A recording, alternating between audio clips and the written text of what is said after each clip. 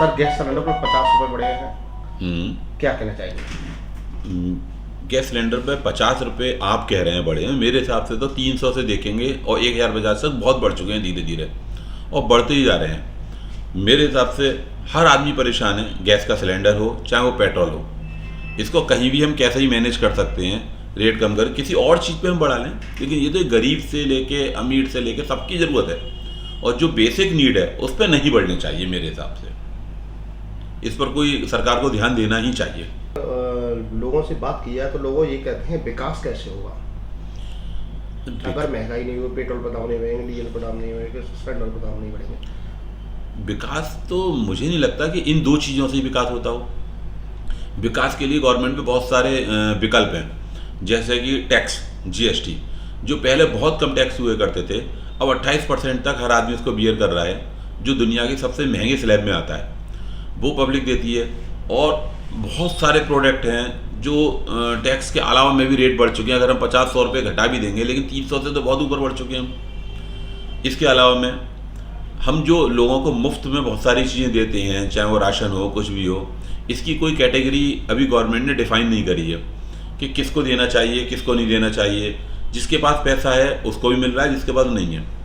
दूसरी बात, एक गरीब आदमी है, हमने उसको मान लो अनाज दे दिया, सब कुछ फ्री दे दिया, उसके पास जो पैसा बचा उसको लेके उसने दारू वारू पीने में ख़त्म कर दिया। आपको कैसे पता लगा कि उसके पास पैसे हैं या नहीं है? तो इसके लिए मेरे पास तो एक ही विकल्प है कि लगभग बढ़िया से बढ़िया चीज़ें सब आधार से लिंक हो जानी चाहिए। जब आधार हमने बनाया क्यों है, अगर हम दारू पीने भी जाएंगे तो हमें आधार से मिलनी चाहिए बोतल। जब आप किसी को भी दोगे पैसे, उधार करोगे या कुछ भी दोगे, राशन पानी, तो उस राशन में हम आधार को पहले चेक करेंगे कि इस आदमी के आधार का है क्या। उससे पता लगेगी कि भाई बंदा, इसके पास कार भी है, स्कूटर भी है, या बंगला भी है, या बैंक का टर्नओवर है, या ये ड्रिंक कितना करता है, या मोटी चीज़ें कहाँ विदेश जाता है, क्या करता है, तो वो नहीं आएगा उसमें। तो उसकी कैटेगरी होनी चाहिए कि इतने से नीचे वाले को हम फ्री देंगे, इससे ऊपर को नहीं देंगे।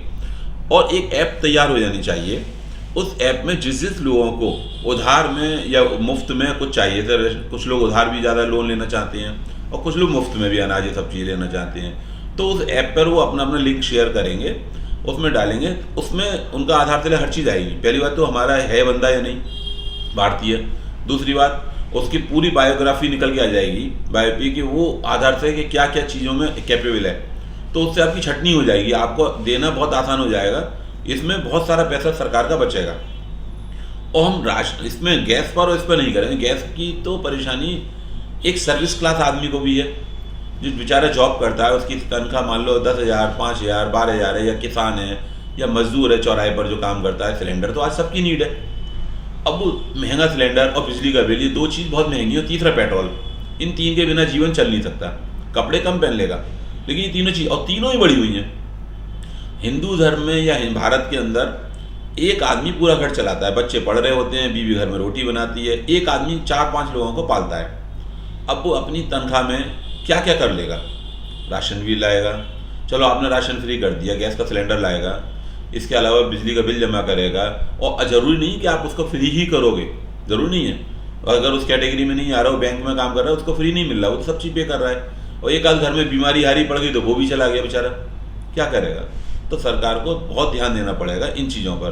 बेसिक चीज़ें जो होती हैं हमारे जीवन में जो आती हैं, उसके रेट कम हो, और लग्जरियों की चीज़ों के रेट चाहे बढ़ा दे सरकार। बस, धन्यवाद। मैं ये कहना चाहूँगा कि गैस पर रेट नहीं बढ़े। जो गैस को ट्रांसपोर्ट करा जाता है ट्रकों के माध्यम से, चाहे ट्यूबलर के माध्यम से, वो रेट बढ़े हैं। गैस पे रेट नहीं बढ़े। वो जो ट्रांसपोर्ट से जो रेट बढ़े हैं 20% लगभग भाड़े बढ़ गए हैं, वो बढ़े हैं रेट। बाकी तो भारत सरकार पे जो गैस है, मथुरा रिफाइनरी देखें आप जाके, कितनी गैस उड़ रही है। आज तक ना भारत सरकार रोक सकी और ना कोई मंत्रालय रोक सका आजकल जो है, ना वहाँ के सांसद रुकवा सके। गैस की उपलब्धि हमारे देश में बहुत है।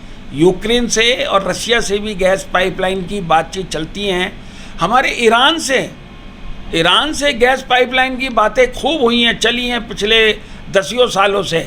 उसमें पाकिस्तान रोड़ा लगा देता है। ऐसा नहीं है कि भारत सरकार और गैल जो कंपनी बना रखी है गैस देने की, वो पाइपलाइन बिछा रही हैं और अलीगढ़ में भी बहुत जल्दी गैस पाइपलाइन यहाँ पर आ जाएगी।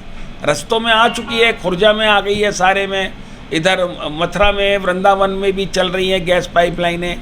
तो अलीगढ़ तो सेंटर में यहाँ भी आ जाएंगी, तो खुद ब खुद गैस सस्ती होगी, क्योंकि ट्रांसपोर्ट ही नहीं होने का उसमें।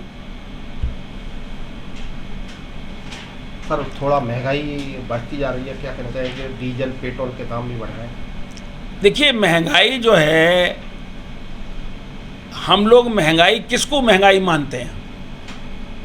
अगर हम किसान हैं, हमारे देश में 70% किसान हैं। पिछले दिनों कपास पे अभी बात चल रही थी कुछ दिन पहले कि कपास महंगी हो रही है, तो भाई कपास महंगी होगी तो कपड़ा भी महंगा होगा। इसी तरीके से जब खेती की ज़मीन महंगी हो रही जा रही है, जो खेती की ज़मीन सस्ती ज़मीनें होती थी आज वो महंगी हो गई है, तो किसान या तो ज़मीनें बेचे, या हम लोगों के लिए किसान जो है सब्जी बोए, फल फ्रूट्स बोए, अनाज बोए। तो जब वो अनाज और फल फ्रूट बोएगा और उसे पैसे अच्छे नहीं मिलेंगे तो क्या करेगा? वो किसान ज़मीन बेच रहा है, वो किसान ज़मीन बेचेगा। तो बात महंगाई और ये सारी चीज़ें जो हैं ये सब एक दूसरे से जुड़ी हैं, मेरा तो यही मानना है। और हमें कोशिश करनी चाहिए, सरकार और तरह तरह की स्टेट गवर्नमेंट, हमारी उत्तर प्रदेश सरकार और सरकार कहती है कि साग सब्जियों को साहब अपने घर में बोइए गमलों में। कितने परिवार गमलों में बो रहे हैं बताइए? क्योंकि समय ही नहीं है उनके पास। टेलीविज़न देखने से अलावा, मोबाइल चलाने के अलावा उन पर समय नहीं है कि वो अपने घरों में गमले लाएं, अपने घरों में साग सब्जी बोएं, फल बोएं। और सबसे बड़ी बात फूल। आज के टाइम में आप गुलाब का मार्केट रेट पूछेंगे क्या रेट है, मार्केट रेट है, आदमी करे तो 2 पैसे की प्राप्ति होगी, ऐसा नहीं है।